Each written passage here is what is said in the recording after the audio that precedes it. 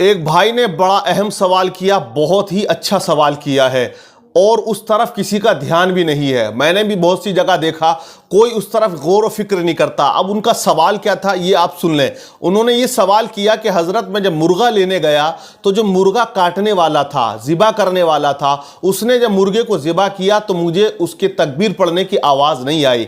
میں نے اس سے سوال کیا تو اس نے یہ کہا کہ میں نے اپنے دل میں تکبیر پڑھ لی، تو کیا وہ مرغا ذبح ہوا یا نہیں ہوا؟ تو میرے بھائی پہلے اس مسئلے کو آپ سمجھ لیں۔ جو مرغے کو ذبح کرتا ہے وہ تکبیر اتنی زور سے پڑھے کہ اس کے کان خود سن سکیں بغیر کسی شور و شرابے کے۔ اگر شور و شرابہ ہو رہا ہے تو کوئی بات نہیں ہے، لیکن جب کوئی شور و شرابہ نہیں ہو رہا تو اسے تکبیر اتنی بلند آواز سے پڑھنی چاہیے۔ اور ایک چیز اور آپ نوٹ کریں، جو مرغے بیچنے والے ہوتے ہیں عموماً وہ زیادہ تر ان کے منہ میں گٹکا اور پان بھی بھرا ہوتا ہے۔ تو آپ جب مرغا لینے جائیں اور جب وہ ذبح کیا کرے تو اس سے آپ کہیں کہ کلی آپ کر لیں اور بلند آواز سے تکبیر پڑھیں، بسم اللہ اللہ اکبر۔ اگر کوئی مرغے کو ذبح کرتے ہوئے بسم اللہ اللہ اکبر تکبیر نہیں پڑھتا ہے اور وہ یوں ہی چھری چلا دیتا ہے تو یہ یاد رکھ لیں کہ وہ مرغا ذبح نہیں ہوگا، وہ حلال نہیں کہلائے گا، وہ حرام ہو جائے گا، اس کا کھانا بھی حرام ہوگا۔ تو یہ بڑا اہم مسئلہ۔ مرغا عموماً سب لوگ کھاتے ہیں، الا ماشاءاللہ کوئی کا دکا ہوگا جو نہیں کھاتا ہے۔ زیادہ تر جو سپلائی ہوتا ہے انڈیا میں وہ مرغا بڑی تعداد میں ہوتا ہے، ہر گھر میں مرغا پکتا ہے، لوگ کھاتے ہیں، لینے بھی جاتے ہیں۔ تو جو لینے جائے وہ بڑا جائے، بوڑھا جائے یا بچہ جائے، تو آپ اس بات پر غور و فکر کیا کریں گے۔ جو ذبح کرنے والے ہیں انہیں تاکید کر دیں، جیسے ہم کہتے ہیں نا کہ لیگ پیس چاہیے، کلیجی چاہیے یا پوٹا چاہیے، جو مانگتے ہیں ہم، ویسے اس سے یہ بھی کہہ دیں کہ بھیا پہلے آپ تکبیر بلند آواز سے پڑھ لیں ذرا، بسم اللہ اللہ اکبر، پھر وہ چھری چلائے گا تو وہ حلال کہلائے گا، ورنہ حرام ہو جائے گا۔ اور ایک چیز اور، جو شادیوں میں مرغا ہم کھاتے ہیں اس پر بڑی غور کرنے کی بات ہے۔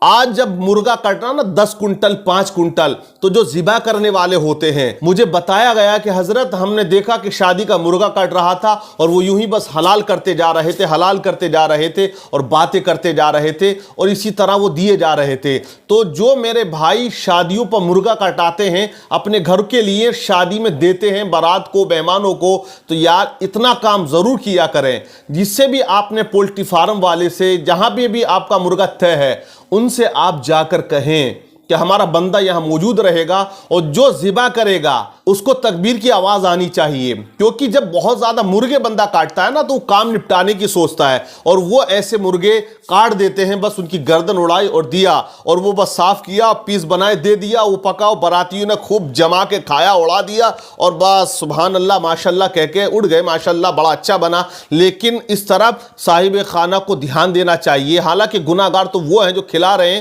جو ذبح کرنے والے ہیں، لیکن ہمیں بھی جو ہے ہوشیاری برتنی چاہیے، سترک ہمیں رہنا چاہیے۔ تو جو ذبح کرتے ہیں ان کے منہ سے گٹکا، پانی اور وہ باتیں نہ کریں۔ ایسا بھی ہوتا آپ سے باتیں کرنے کے ساتھ مرغا تیز ہو گیا، مہنگا ہو گیا، منڈی آج تیز ہے، اور ادھر چھری چلا دی تو وہ کام تمام ہو جاتا ہے۔ تو یہ بڑا اہم مسئلہ ان بھائی نے جو پوچھا بہت اچھا پوچھا ہے، تو اس پر آپ خاص دھیان دیں۔ اور دوسری چیز، شادی پارٹیوں کے جو مرغے ہوتے ہیں ان پر بھی جب ذبح کیا جائے تو بڑے خاص دھیان دینے کی ضرورت ہے، کیونکہ مسلمان کھانے میں ماشاءاللہ بہت آگے ہیں۔ ایسی بات نہیں، مرغے مسلح کے علاوہ پیٹ نہیں بھرتا ہے۔ ایک جگہ رمضان شریف میں ایسا ہوا کہ ایک بندے نے افطار پارٹی دی نا، تو لیگ پیس جو ہوتا ہے، وہ بڑے بڑے کھون ہوتے ہیں، تھال ہوتے ہیں، وہ لڑک کے ایک کی طرف چلا گیا۔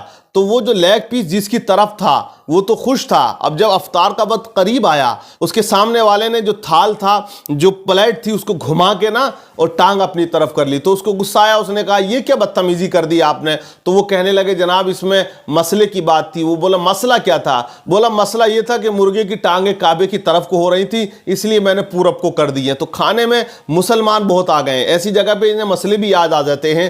تو مسائل جو ہیں وہ یہ ہیں کہ تمہیں ذبح کے وقت دھیان دینا چاہیے، اور جو ذبح کرنے والے لوگ ہیں میں ان سے گزارش کروں گا آپ گناہگار بنو گے اگر آپ نے بسم اللہ اللہ اکبر کے بغیر کسی مسلمان کو اس طرح سے مرغا ذبح کر کے دے دیا اور انہوں نے کھا لیا، تو گویا وہ تو ایک لا علمی کا شکار ہوئے، انہیں پتہ نہ تھا۔ لیکن یہ قصور آپ کا ہوگا، آپ پر اس کی ذمہ داری رہے گی۔ اس لیے جو لینے جائیں وہ بھی ہوشیار رہیں، اور جو کاٹ کر دے رہے ہیں وہ بھی لاپرواہی سے کام نہ لیں، بلکہ وہ اس کو اچھے سے ذبح کریں۔ اور ایک مسئلہ اور اس میں ایک بھائی نے مجھ سے پوچھا کہ جس چھری سے مرغے کو ذبح کیا جاتا ہے اس کے اندر کتنے چھید ہونے چاہیے. تو یہ سوال بڑا عجیب سا مجھے فیل ہوا. حالانکہ جس مرغے کو ہم ذبح کرتے ہیں جس چھری سے بھی جس اوزار سے بھی تو اس میں چھیدوں کا کوئی مسئلہ نہیں ہے. 2 ہو 4 ہو 5 ہو ایک بھی نہ ہو, مگر وہ جو جس سے ہم ذبح کر رہے ہیں وہ اوزار ایسا ہو کہ تیز ہونا چاہیے کہ وہ فوراً اس سے ذبح ہو جائے, تکلیف نہ ہو, زیادہ پریشانی نہ ہو, دقت نہ ہو, زیادہ زور نہ لگانا پڑے. ایسا اوزار ہو تو کوئی حرج نہیں, چھیدوں کا کوئی مسئلہ نہیں ہے. یہ ایک جہالت والی بات ہے کہ 3 چھید ہو یا 2 چھید ہو, اگر 1 چھید والی چھری سے مرغا ذبح ہو گیا تو وہ حلال نہیں کہلائے گا, ایسی بھی سوچ ہے. تو مین جو ہے وہ تکبیر ہے, بسم اللہ اللہ اکبر. تکبیر اگر نہیں پڑی ہے تو وہ تم 1 لاکھ یا 2 لاکھ کی چھری سے ذبح کر دو تو وہ حلال نہیں ہوگا, حرام کا حرام رہے گا, چاہے وہ اوزار سونے چاندی سے کیوں نہ بنا ہو. مین جو ہے وہ تکبیر ہے. تو اس بات کا آپ خاص خیال رکھیں. اللہ عمل کی توفیق عطا فرمائے.